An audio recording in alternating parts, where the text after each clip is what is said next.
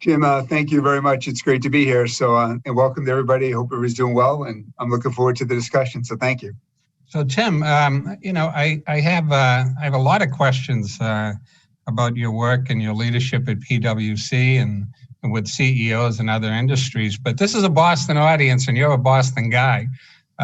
So, tell us about Tim before PwC. I know Hyde Park and Dedham and supermarket work and Babson College, and as you're doing that, maybe reflect a little bit on how that experience has shaped your leadership style at PwC and beyond. Yeah, thank you, Jim, and I really do want to thank you and the Chamber, not only for having me today, but more importantly, the work that you all do. And I do hope all of your members who are listening, I hope you're doing well, and I hope you're coping and in some cases even thriving in this pandemic. So Jim, as you said, I'm from Boston. I still live in Boston. I live in Walpole now, and I've been in Boston my whole life. I've moved and been other parts of the world, but I'm here now. And I grew up in Hyde Park till second grade when I moved to Dedham.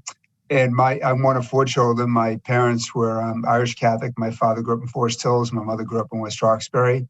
And I was the second oldest. And I honestly have no childhood memory of doing homework. That was not a thing. And what was a thing in my family was you were going to work hard, you were going to be honest, and you were going to treat people with respect. I mean, those were drilled into our heads. And so I was very fortunate enough to have parents that had the basics. We, like most people growing up in Boston at that time, we didn't have a lot. So my dad's full-time job was Boston Edison. He drove a van and put meters. He was a meter installer. He also worked nights at the Boston Herald. And I remember him, doing 3 or 4 nights. That was what he did just to make ends meet. And then when Edison was on strike, which seemed like it was a lot when I was a kid, he worked as a garbage man. My mother worked at Heartland Supermarkets in West Roxbury. And when I was 14, I lied on my job application to Roach Brothers.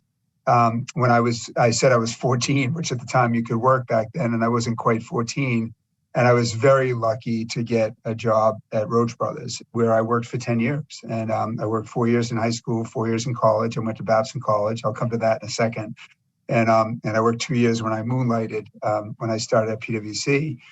And for me, I learned, by the way, at Roach Brothers, my brother's still there. In fact, I talked to my brother on Sunday. He's coming up on 41 years. My brother-in-law is there. That's where we met our family. That's where a huge part of our life still. And I learned a ton of lessons from Roach Brothers. I learned the customer is always right. I learned the golden rule. I learned the importance of treating people with respect. And I also learned the importance of businesses grow to create opportunities. I'll just share with your audience a quick story because it is massively formative for me. When I was a sophomore at Babson, I kind of, I was 8 years at Roach, 6 years at Roach Brothers.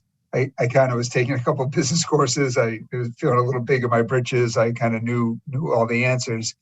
And Pat Roach was in, and he knew us all. He knew us. At the time, we were 8 stores, so it was small still. And he asked, he said, "Tim, how you doing?" And I said, "Pat, I'm doing great." He said, "What's on your mind?" I said, "Well, honestly, Pat, everybody's worried we're growing too fast." And at the time, they were growing to 10 stores, going from 8 to 10, opening 2 new stores at the same time. I said, "Pat, people are worried that the quality is going to go down." And what Pat said to me is, he said, "Tim," he said, "that's my name on the sign." And he pointed out to the Roach Brothers sign in the parking lot. And he said, "I'm worried that if we don't do it right, the brand's going to get hurt." But then what he did is he pointed to my brother Pat, who was 40 feet away. And he said, "I also know, however, if I don't create opportunities for people like your brother to grow, I'll lose them. And my job is to give your brother the same opportunities me and Bud Roach." And I got to tell you, Jim, I learned more about why growth is important, why to invest, the responsibility a leader has to people from Pat Roach than I ever learned anywhere else, right? So I still love it today. It's a huge part of my life. And so I'm very blessed. I tell people lower middle class, but we had everything we needed, so it was great. Terrific story. And it's always good to talk to a Boston guy. And I'm sure others in the audience lied on applications about their age. And, my family certainly did. And I'm sure if we kept talking about it, you'll tell us about sneaking into Fenway Park and the Boston Garden too. But Tim, you're known, and I think the audience is already seeing it, as an authentic leader who values trust and transparency. I was looking at a poll, a Harris poll that just come out, that talked about 78% of the respondents say large companies are even more vital to our country's future than before COVID. And 68% of Americans say the United States needs business leaders now more than ever to lead in the post-pandemic world to deal with racial and other inequalities. That's a March 2021 poll. Let's start with the issue of trust and the moment we're in as it relates to where people look for leadership, whether it's pandemic related or how to deal with inequities, or how capitalism is going to become more inclusive, and how you think about developing that trust within your company and then more broadly. Yeah, Jim, thank you. I'm not surprised to hear those poll results. I haven't seen those yet, but your audience may track the Edelman Trust Barometer. It's something we track closely. And as you know, like, businesses holding that very revered position as one of the most trusted institutions, way above government, particularly at the federal level, but even at the state level as well. And so we have a big opportunity in terms of business, and employees and communities are looking at business now more than ever. For me, I embrace that. I think it's really important. I truly believe we sit in these privileged positions. Mine is senior partner, which is our lingo for CEO. You sit in these roles for a very short period of time, and nobody is ever going to be remembered or judged on, did you grow 8%, 9%, or 7%? What you remember for, did you really make a difference in people's lives on a sustainable basis? And people are turning to business because more and more business is stepping up, and I'm proud of that. And I think we can always do more, but I am proud of how business is stepping up. For me, I had a really big lesson, the proverbial brick in the head, so to speak, when I became our senior partner. So I was elected. I tell people our partnership is like the United States, but a lot more civil. So we have 3,800 partners, and every partner gets a vote. It's a true democracy. And I was very lucky to be elected by our partners in April of 2016 to be the senior partner. And I had about 90 days to prepare to take over. So there was orderly transition. And my professors at Babson would have been really proud of me. I had the 100-day plan, right? I had the 100-day plan. Here's what we're going to do. And it was like, we were going to grow revenues. We were going to steal market share, invest in technology, and all the things that you would see in the textbook. For me, the first Friday in the role, which was in July of 2016, we woke up with shootings in Dallas. And that was on the heels earlier in the previous 2 weeks of violence in Minneapolis and violence in Louisiana. And again, I'm talking 2016. That's unfortunate how history has repeated itself with violence in Minneapolis this past Memorial Day.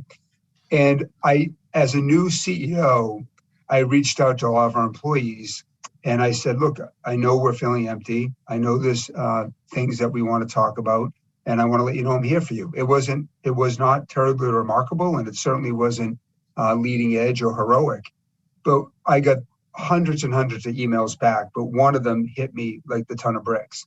One of them said, Tim, when I came to work Friday morning, as progressive as PwC is, the silence was deafening. And Jim, for me, that's when I realized we don't have the trusted environment that I aspire to. That's when I realized that we may have 100% physical attendance, like people show up to work, but they're not here. Like, they're not here in the head and the heart. And so I realized everything needed to change. And I did. I threw my plan out the window because I realized we didn't have hearts and minds. And if you don't have hearts and minds, you don't have trust. So for me, that was the beginning of the turn. And I'm proud to see more and more business leaders jumping in. And to me, trust is acknowledging you're not where you want to be, acknowledging there's room for improvement, acknowledging we have work to do, and being humble about it. Like, the world knows that nobody's perfect. Like, it's better off to acknowledge that and move forward, and then be committed to substantive change.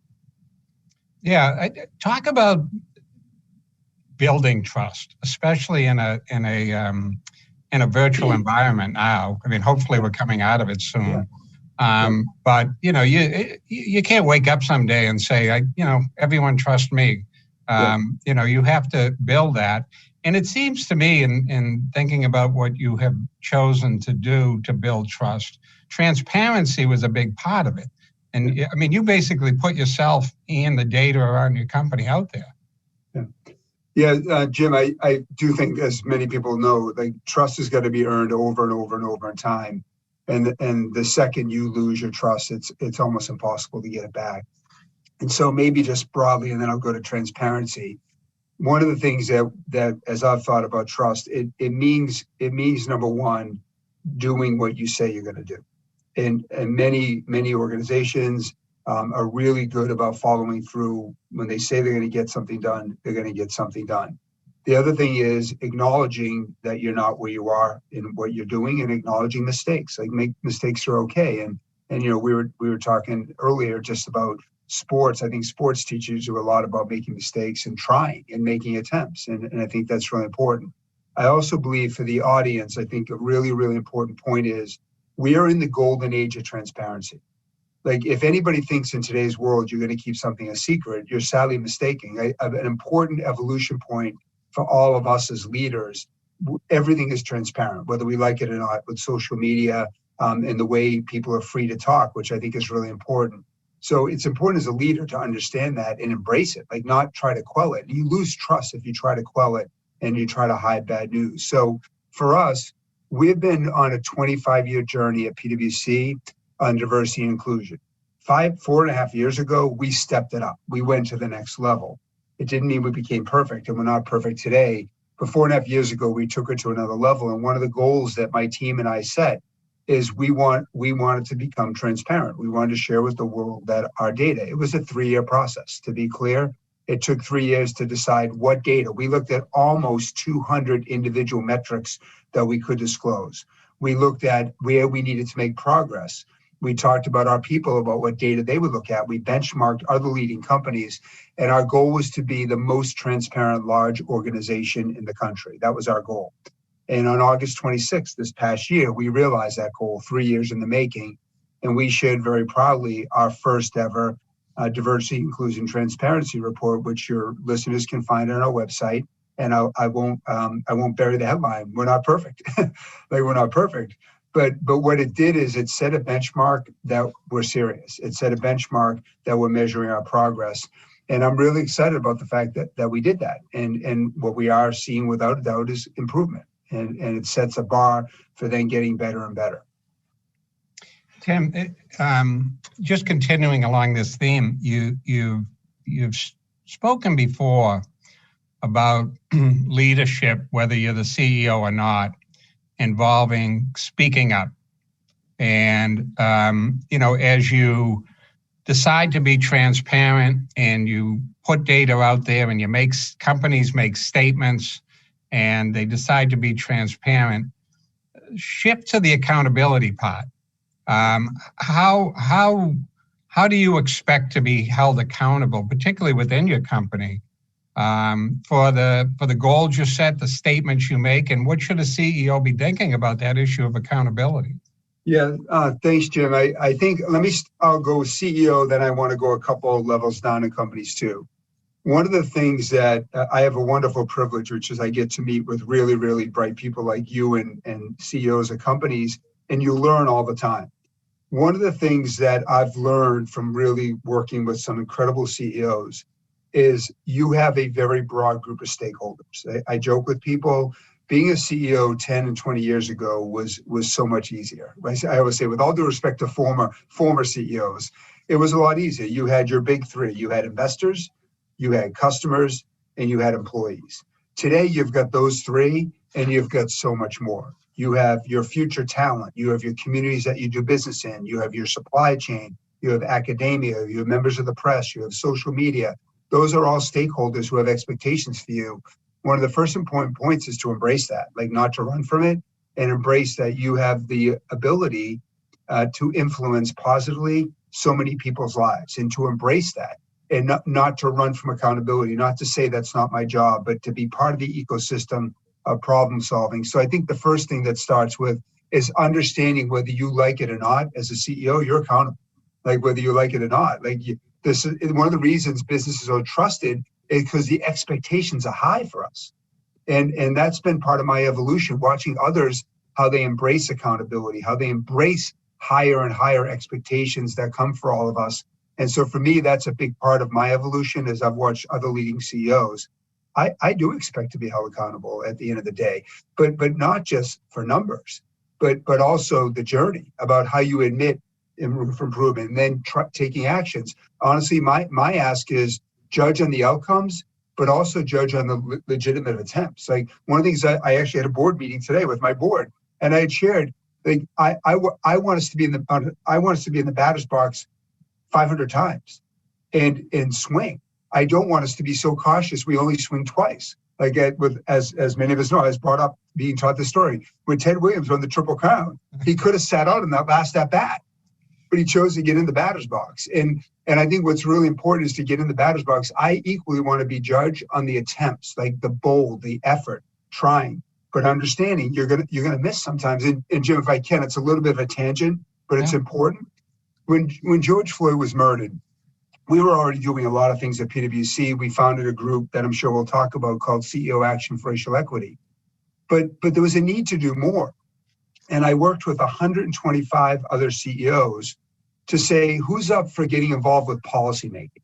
Now, businesses generally, as you know, don't get involved with policymaking, and it's fraught with risks of getting somebody upset, doing the wrong thing. But there was a group of 125 of us who we pulled together and said, who's up for trying something? Like, can business work with public policymakers at the city, state, and federal level and make a difference?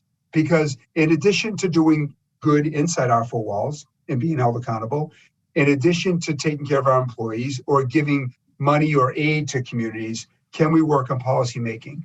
I'm excited to tell you that we waded into that pond that we weren't in before around policy making. We formed a group called CEO Action for Racial Equity, and we today have 300 people from over 125 companies who are working on public policy to end systemic racism in the United States. And had we not tried, we would have never been there. So I think accountability goes both with outcomes, but the willingness to try new things that wouldn't happen before. And I think that falls on me and other CEOs clearly. One other comment within an organization, I believe in accountability, to be clear, at every level, but I also believe in inspiration.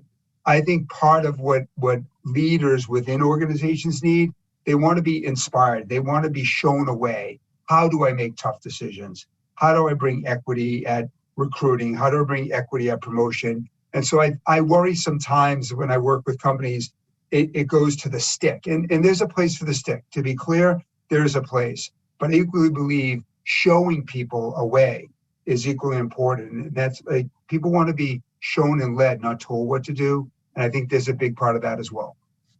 So, Tim, we're in a free market capitalist economy. I mean, your job's to make money. You've got a board, you've got stakeholders, people have investors. Reconcile for me how you talk to those stakeholders about, businesses being involved in social issues, diversity, inclusion, the environment, and the need to meet the bottom line.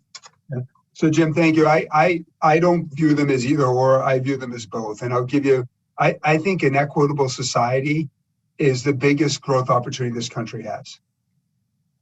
Without a doubt, when you look at the number of people that we are leaving behind and our country is still prosperous, if we can bring everybody along, the economic growth possibilities for our country and our respective businesses is immense. And that's our big opportunity at the end of the day. And I do think my responsibility is to make sure that we serve our clients well, that we grow. But I think if we can bring the communities that we do business in, the economy along, and other people along, the economic opportunities are tremendous. Jim, I'll get a little granular for a second.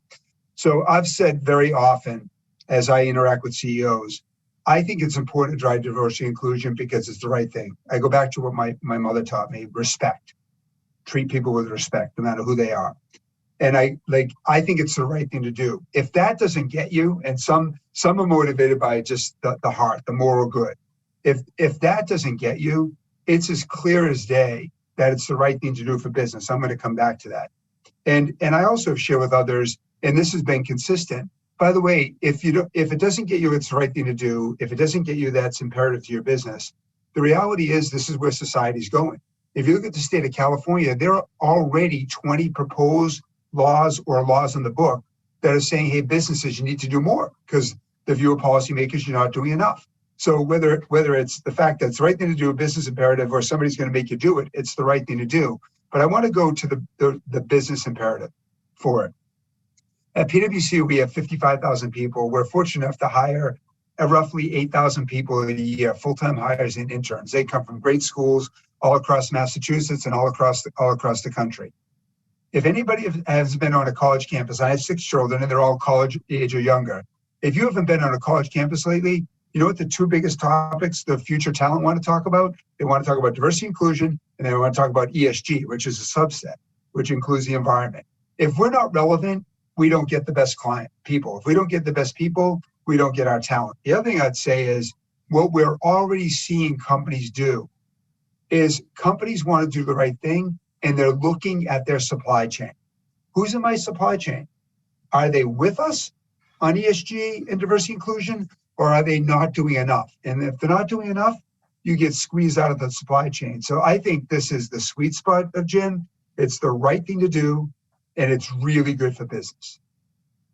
So, Tim, I do want to shift to the CEO action for diversity and inclusion. And I want to do it by first, you spoke about the moment you decided to have that meeting within PwC and talk about and listen, and then have that, renewed focus. But, it's not often that a leader of an organization like PwC says, you know what, on top of that, I'm going outside. I'm going to talk to other CEOs.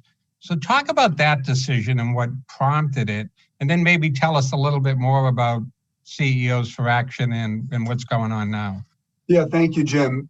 So I I'll go back to my first week in the job when that person told me the silence was deafening coming on the heels of those shootings in Dallas. What we decided to do when we heard the silence was deafening, we decided on July 21, 2016. So less than 3 full weeks later, we decided we were going to shut PwC down on that day in 2016 for a day. So our people all across the country in Atlanta, New York, Boston, Dallas, Houston, LA, could talk about how they felt on these topics. We gave permission from the top down. We said, it's okay. We want you to talk about them. Now, to be clear, Jim, that was a big risk. That was a big risk. The country was raw at the time. It was a topic where many people viewed as right or wrong. They viewed as so many different angles of it, but we did it. And the day went fine. It didn't go perfectly, but the day went fine. One person said to me, they said, Tim, we shed more tears on July 21, 2016 than we did in our 150-year history. I did that day in Atlanta, in New York.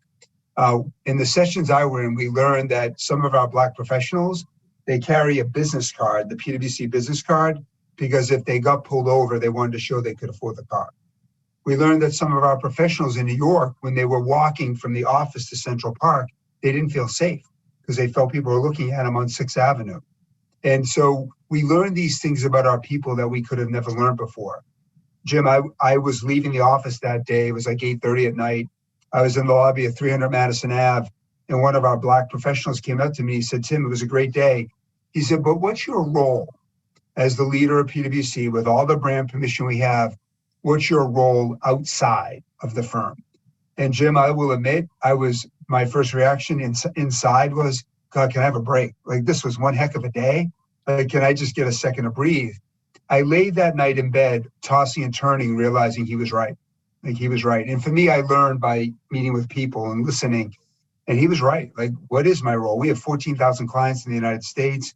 What is my role as someone who's interacting with those clients? And with the help of many people, like David Taylor from Procter & Gamble, which is Gillette is part of Procter & Gamble, and with a guy named Ron Parker, who is the head of the ELC, Executive Leadership Council, we founded a group we decided to ask CEOs to join a group of CEOs coming together, CEO, because that's where the action is, and action because we didn't want words. And we formed a group called CEO Action for Diversity and Inclusion.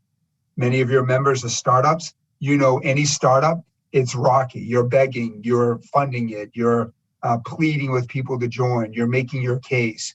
And after 6 months, basically from November to May, we got enough people to join.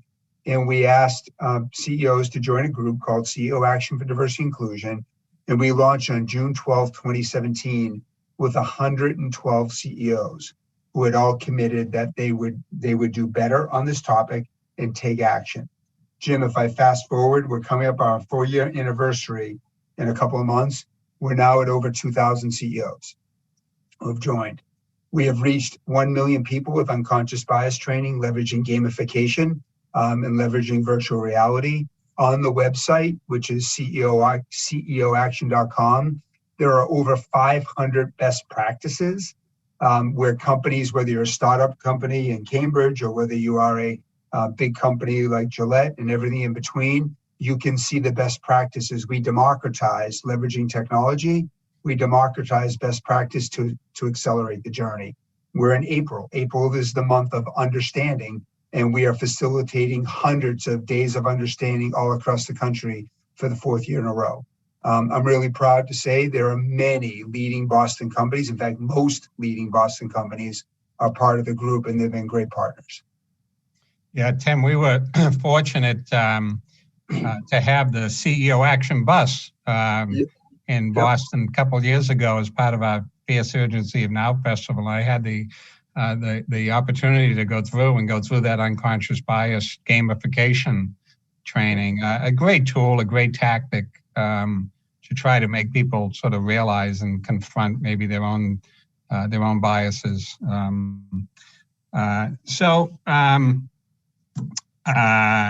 You know, as you started within PwC to talk more about the culture and diversity and inclusion and how you're going to lead there, and then you took it sort of outside and you started off with 112 CEOs, and you mentioned some of the reactions being positive and emotional in some cases.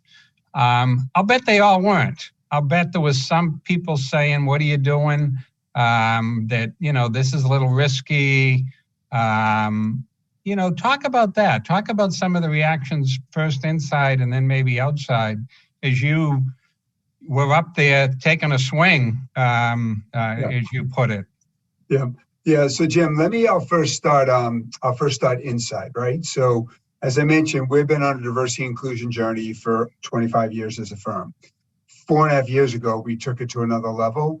That was people inside the firm, great culture, great people, great values, were wondering why so hard. And to be candid, every person is important to us. But when we looked at where society was, the biggest gaps were on race, were on Black, African Americans. And so we began investing more, not at the expense of other groups. We increased the firm-wide investment, but I'd get a lot of questions in the early days from our women who are amazing. And they say, "Tim, we're messaging about Black and African American. Are we saying we're unimportant? Are we saying we've arrived?" And the answer was no, we haven't arrived. But when we look at relative progress, we need to do more here. So we needed to be willing to take that on, right? We needed to be willing to say we need to put more. We didn't take investment dollars. We didn't take management time. We increased it. And so one element as you go on this journey, the reality is in our country, and the numbers show it, our gap around Latinx, Black and Latinx, are the two biggest gaps we have as a country. I'm deeply worried about our Asian American Pacific Islanders, especially right now with what's going on. We have a major way to go around women, especially with what's happening with the pandemic in schools. But over the last 4 years, we've had to just answer the questions. Here's what we're doing. Here's why we're doing it. That's one element. That's frankly the easier one. The other one then is as you pushed, and we pushed on making more representation more at every level, you need to be comfortable taking on the question, what about the majority? What about us? What about the white male who's worked 5, 10, 15, 20 years to get certain promotion opportunities. And Jim, we've taken those head on. And we had honest and open, real conversations about it. And Jim, I'm going to go back to my Roach Brothers story. This is why growth is so important. I'm blessed because we're growing. We have great clients, and PwC is growing. And when you're growing, you create promotion opportunities for everybody. It doesn't become either or. It becomes we can grow together. And if we do this well, the firm grows and you create opportunities. So we've had those conversations. I've engaged in hundreds of sessions with our white partner group. And I've said, we need you. We can't do this by yourself. We need you to be a mentor. We need you to be developer talent. We need you to lean in, show your vulnerability. And so those are the types of conversations we've had. And again, we're not perfect. And I know many of your listeners are doing that.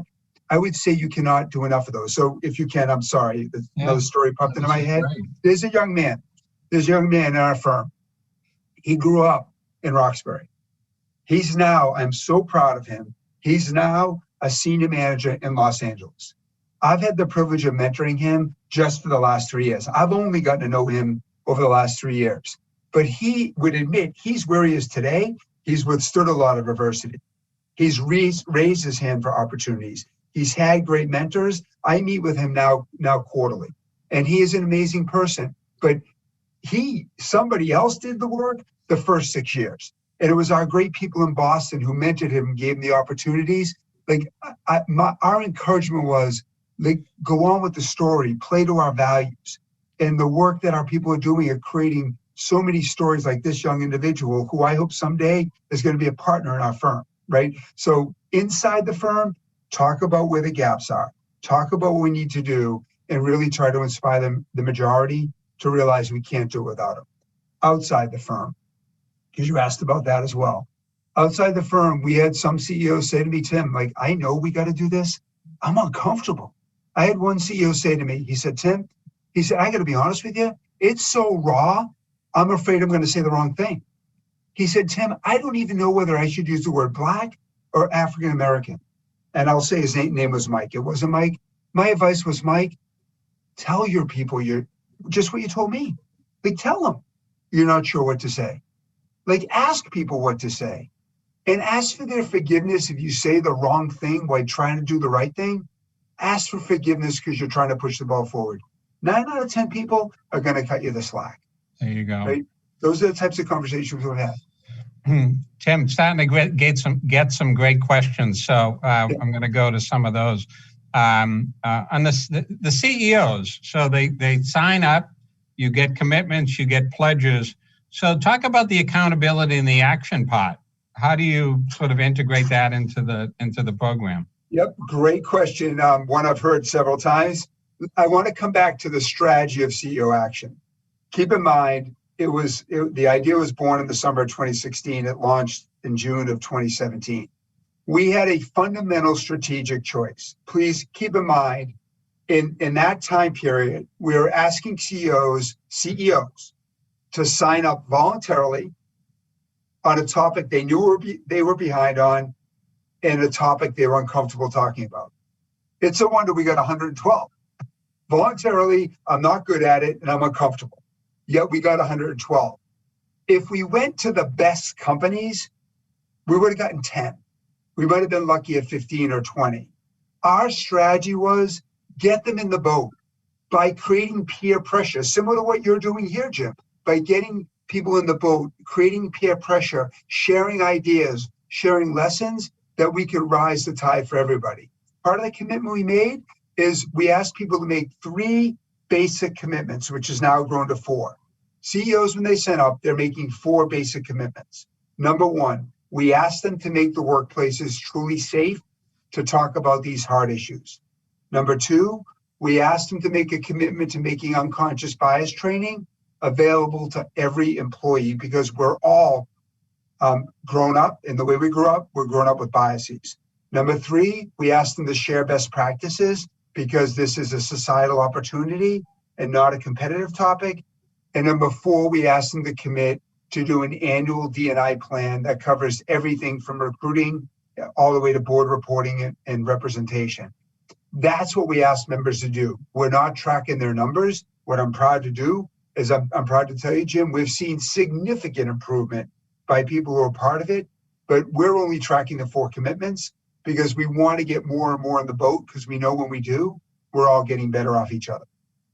So, Tim, I want to shift to the people side of things and integrate a question that we got as well.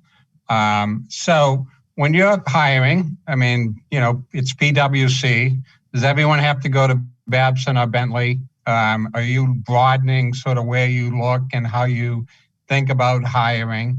And out of the chat, it's an interesting question about sort of people's experience and whether it might be non-traditional, whether public sector, nonprofit sector. How does someone who might have the right skill set but maybe come from a different sector, public or nonprofit, get the attention of PwC or a recruiter? So, Jim, thank you. We were talking before. I just got to tell this story first really quick. I went to Dedham High School. I graduated in 1984. And I had shared with you, I have no childhood memory of doing homework because we were basically taught to work really hard and treat people with respect. And I've had the privilege in this role to speak at a number of major universities as the commencement speaker. But by far and away, my most, the thrilling moment for me was being the commencement speaker at Dedham High School last year, which is where I graduated. And the administration was kind enough to dig through the archives and get my report card for me. And I literally opened up the commencement speech by reading my report card. And let's just say I was non-traditional to be the least. So at PwC, we're in the talent business. Like, that's what we're in. We need the best talent, and we need people who are really great at technology. We need people who are great at relationships and great at forming teams and solving complicated problems. We're, as I mentioned, we hire, or interns are full-time hires, about 8,000 people a year. We do another 2,000 people who have experience. So they've been in business, they've been in government, they've been in NGOs, and they have experience, and we bring those in as well. We're in the talent game. If you think you're qualified or would love to apply, please apply on our website, because we have definitely widened the net. Over the last 4 years, we've widened the net at over 25 HBCUs, historically Black universities, or historically Latinx universities, and we've widened the net for talent from that perspective. We just launched an incredibly innovative program with Northeastern University here in Boston, where we now give work credit we're able to give CPA credit for people who are working on internships. And we think that can change the game, opening up access to more people, different types of talent to come into the firm. So we continue to innovate around the types of talent that we look for. We're partnering with higher education. We're partnering with a number of NGOs and different communities. And I would welcome anybody. I'm here today because I had a professor at Babson who understood professional services about people. And he saw that I love people. And if you think you're about people, if you think you're about problem solving, and yes, a very high tech acumen, which is a big part of who we are, like, I would encourage anybody to reach out and apply. Tim, when you hire someone, you focus very intensively and deliberately on the first 24 months. Yeah. What does that mean? What happens when you go to work for PwC in those first 24 months? Yeah, so we're an apprenticeship model, right? So we're teaching, right? So a big part of our model is we want to bring people in, and we want to teach them our culture. We want to teach them. We're very good. We have very good talent fed to us by the university system, but we spend a lot of time helping them to understand not the technical side of the business, because that can be learned either before you come to the firm. We teach them the culture. We teach them about teaming. So somebody in the first 24 months, they're learning what I love about this profession and our firm. Within a year, you're leading people. So all of a sudden, you have not only your technical acumen, you're teaching people, you're leading people. Some of the complicated challenges, such as how do I learn a new piece of technology, how to be an inclusive leader. You're being taught those types of things in your first 24 months. All of our people who join us go through unconscious bias training. We talk about how you apply that. So we're teaching how to solve problems in teams. We're teaching how do we solve problems that aren't simply right or wrong. And we're teaching that part of the culture. And if I can, Jim, I'm going to just share with another story. Our training has developed, our onboarding, it has evolved significantly over the last 25, 30 years. But I'm going to share with you about my onboarding. So when I joined the firm back in 1988, our office was on 160 Federal Street, and my onboarding formally started with a 4-week training program. And I'll never forget when I was in that room, one of the days got really hot, really hot. We didn't have the great office space we had back then. And I mentioned my parents were working class. My mother helped me buy my suits and ties and shirts at Sears and Roebuck. And as I saw people getting hot in the room, they were taking their jackets off. I'm already feeling like I didn't belong that much because my background, where I came from. And as everybody was taking their jackets off, I noticed everybody had white cotton long sleeve shirts on. And I knew underneath my Sears and Roebuck suit, which I thought was pretty good, it was a short sleeve polyester white shirt. When I took it off in my first 4 weeks, one of the instructors, who was only a 3-year person, he took me at lunchtime down to Filene's basement at Downtown Crossing, and he showed me and bought me my first 2 white cotton shirts. Like, that's what we're teaching. I'm here today because he had the compassion to see that I was struggling, to see that I felt like I didn't fit in. That's what we're teaching.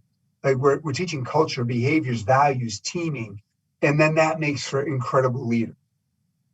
So continuing on the culture of the organization and the D&I principles, we have a great question in the chat about procurement. So what measures have you put in place to monitor your supply chain to ensure that the D&I principles align with PwC's philosophies and actions? And the second part of the question is about the entities you do business with. Would you cease doing business with firms that do not demonstrate their willingness to comply with your D&I expectations? Yeah, absolutely. So let me hit our supply chain first. So we are blessed with incredible talent and incredible leaders. So for the last 8-9 years, we've been working on our supply chain and our business partners and people who are in our supply chain. Everything from people who do our maintenance, but all the way up, because I think that's easier, all the way up to who we use for our investment advisors, who we use for our retirement planning. And we're constantly looking at every element of our supply chain and letting our partners in our supply chain know that this is important to us.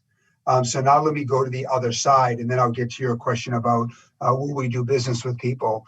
On the other side is we're in people's supply chain. We're in many of your supply chains as a professional services firm.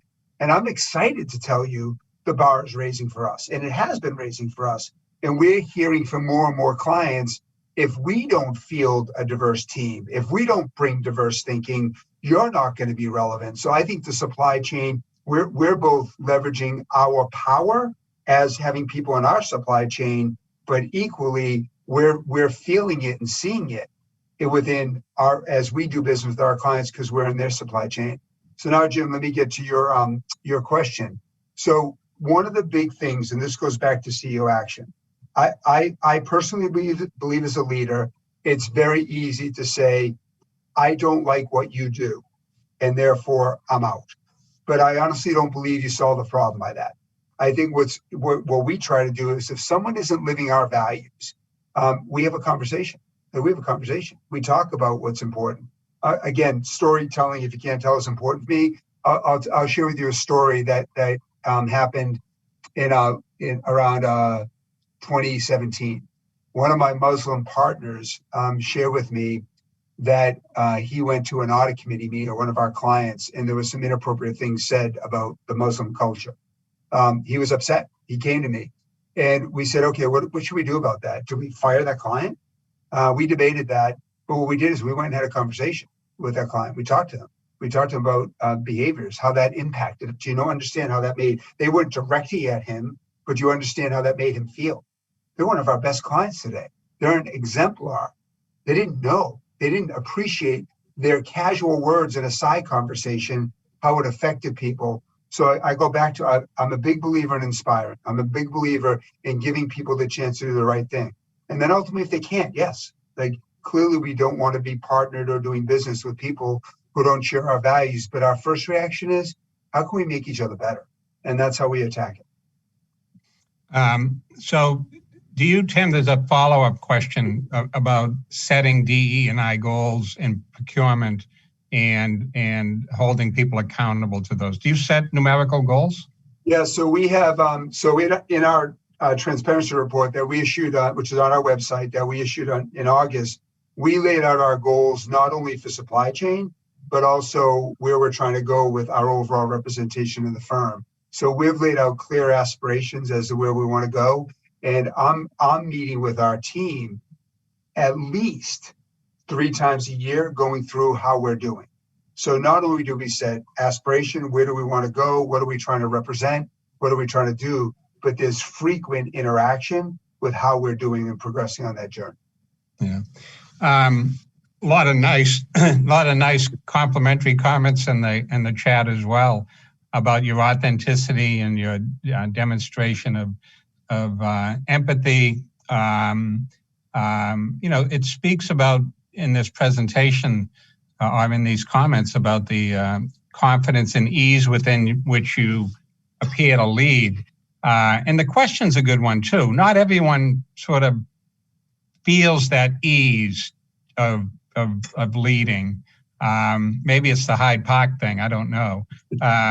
But how do you, for aspiring leaders, growing leaders, mid-career people, tools, coaching resources, tactics, what's your advice on sort of finding your leadership path?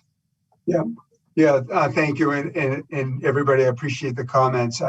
I wish I knew if there was a secret. My biggest thing would be, we're all human beings, and we all like it when people make us feel good. We all like it when we have a chance to be listened to. We all like it when we have a chance to be heard. And every once in a while, we like it when our suggestions are actually actioned, right?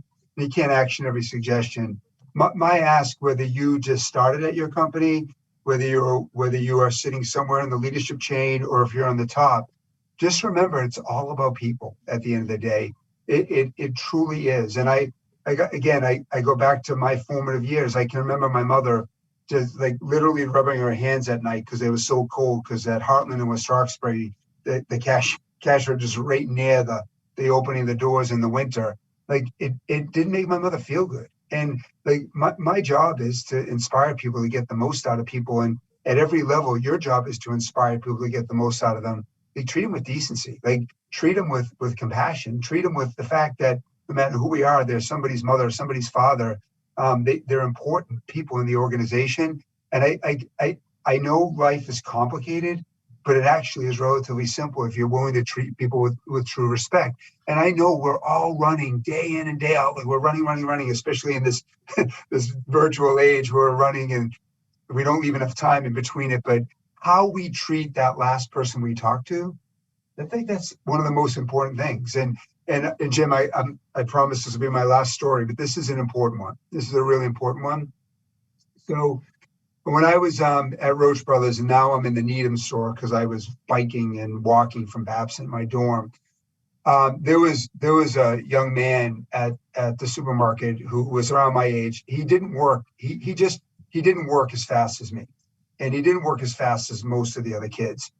And one day we were shucking lettuce in the back room, and someone challenged me once on the term shucking lettuce. It's actually a thing. We cut the butts off the lettuce and then we wrapped them. So that's what we did. We were 3 of us were making fun of this kid, and behind his back. And we're talking about how he didn't work as hard as we did. And I was leading the crowd. I'm not proud of that, Jim. I was leading the crowd. I was a lot younger and a lot less experienced. And the store manager, a guy named Richie Ordway, who has since passed because of cancer very, very recently, he stopped by and he pointed at me. He said, "Hey," he said, "knock it off. He's giving you 100% of what he can give you. What more do you want?" That's what it's all about. Our job is to try to get the most out of people, help them realize their full potential, not to make them like us. It would be pretty damn boring if it was just everybody was like me or like you. And so I would just encourage us not to forget, like, how do people make us feel? And then try to make them feel that way. Yeah. Well, there's a comment in the chat that is asking you to tell more Roach Brothers stories. So the people apparently like them, and I'll trade you one quick story that you made me think of it growing up. That I don't know how, but somehow my mother always found out about things that happened down at the ball field or at the Boys and Girls Club. And sometimes in that story you told, if there was someone, maybe a weaker kid getting picked on, of a bully that was sort of, took a shot at one of the smaller kids, somehow my mother would find out and she'd ask what happened. And of course, we wouldn't tell her the full story. And she'd say, but, did Jackie get, picked on up at the boys club today? And yeah. And her question was, what did you do about it? So, it's similar story, right? I mean, you're in these moments and you realize that, what's happening is wrong. And the question is, what did you do about it? So yeah, it's a great point. Yeah. So Tim, you've got a national perspective, and you're one of the few people that can tell stories about Roach Brothers and Filene's basement that I interview. But I'd like to sort of take it back to where we began, which is the moment we're in. It's somewhat of a moment of hope, of coming out of the pandemic and the crisis. What's in your, I don't know, I don't want to say crystal ball, but what do you feel like the work that needs to be done to make sure that the economic recovery happens the way we want it to happen, that Boston, take it from the national level down to the Boston level, if you will. Yeah. So thanks, Jim. I think I am an optimist, and I think we need to be optimistic because honestly, nobody wants to follow a pessimist. Like it's pretty hard if you're going to tell doom and gloom to get people to follow you and believe in what you're trying to do. I've had the privilege through the firm. It's hard to believe sometimes, as growing up in Dedham. I've been to 61 countries across the world through my travel at PwC. We're the best large country in the world. I'm sure there's some small country that has everything perfect, but they might have 1 million people. We're the best large country in the world, and we should not lose sight of that. We should not lose sight of that. In this country, if someone's willing to put their nose to the grindstone, work hard, and be honest, we can achieve great success. I realize it's harder for some people than others, and that's not lost to me. But we are an amazing country, and I would hope sometimes we realize that, because I've had the privilege of being all over the world and seeing that. But having said that, we need to be honest about where we are. Like racism is real, and the ability to bring everybody along and admit to wrongdoings and where we've been, that's really important. And I think one of the things that we do is we've got to reckon with that. We've got to be honest and open about it and not be defensive about it. The other big thing we need to do is we all need to give a little. Like at the end of the day, businesses are doing well, and we need to make sure we're giving back, and whether it be in our donations, time in the community, money that we're giving, and we need to raise the ties for everybody. And that starts with businesses, that starts with government, and we need bridge builders. We need people who are less about the rhetoric and more willing to build bridges and say we can do these things. To me, the biggest priorities are, number one, we've got to take care of people who have been left behind in this pandemic. It is stunning to me when I look at how well business is doing in valuations, yet we have tens of millions who are left behind. We can't leave people behind, and we all need to be all into that. It's easy to point fingers. Like we all have a role to play in that, and I think that's incredibly important. The second thing we need to do is we need to close the digital divide. Like the reality is technology is not going away. There is a growing digital divide, and we've got to make sure everybody has the opportunity to raise their digital IQ. I think we need equal and access healthcare to everybody, and telehealth with the pandemic. One of the blessings, and if anybody can't see me, I use in quotes when they're on the word blessing. One of the blessings of the pandemic is we now see the power of telehealth to help make sure we don't leave people behind, and we need to make sure that we do that. We get some hard decisions to make, but if we're open and calm and honest about it, we can do it. At the state level, I love where Massachusetts is. I really do. I'm proud to be a resident of Massachusetts, and I'm certainly proud of the fact that we have our first Black mayor in the history of Boston, and I think we should celebrate that as well.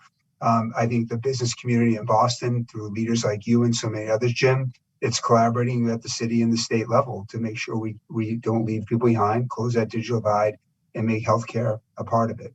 The future in front of us is bright if we are willing to admit where there are holes and we go after them.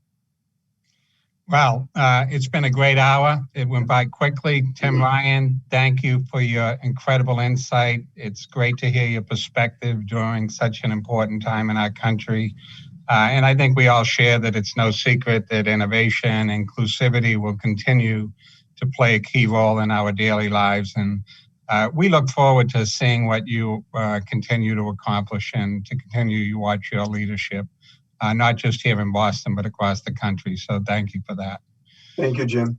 Thank you. So a couple of announcements. We have a special event coming up tomorrow, our Government Affairs Forum featuring Ron Mariano, Massachusetts Speaker of the House, which will be his first public appearance as Speaker. We look forward to talking about his agenda with Speaker Mariano. On March 29, tune into our Pace Setters event, Doing Business with National Grid. Part 1. It'll be a 2-part series. And look at our website, bostonchamber.com, to sign up for any of these events or to learn more about our Women's Network, our City Awake programming, or any issues related to Chamber activities. Thank you all for joining in today. That concludes today's session, and have a great evening.